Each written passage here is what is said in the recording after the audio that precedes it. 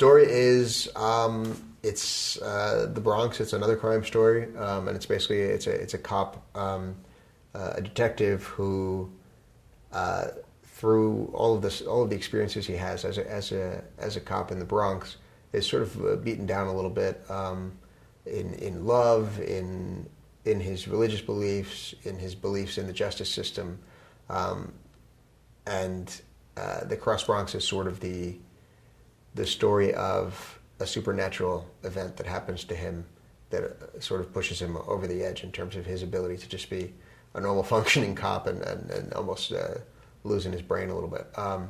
So the Cross Bronx is basically it's a horrible crime that happens on the Cross Bronx Expressway, and this cop has to solve it, and it's just outside of his realm of.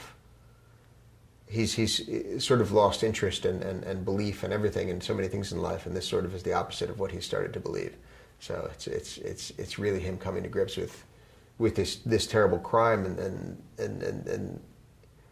the difficulty he has in solving it, but also in just all the pieces of his life now sort of conflicting with what he wanted to be and what he is and what this is making him into.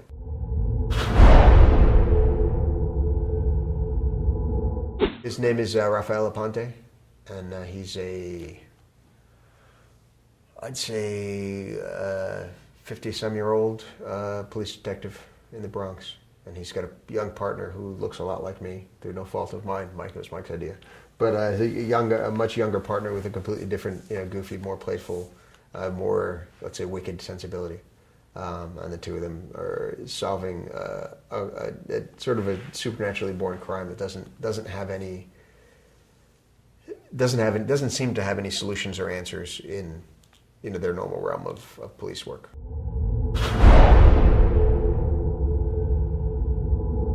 There is is Raphael's wife Iris. There is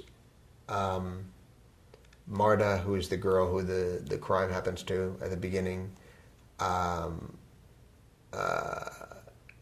There is her mother, who is this woman who just these horrible things have happened to, and is just really sort of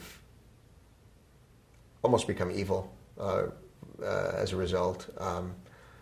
Just seeing the world and the justice system sort of turn away from her and from her family.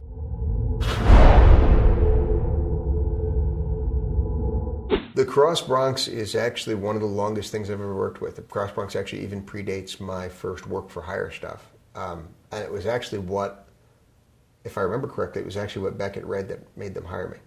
So that shows how old that stuff is.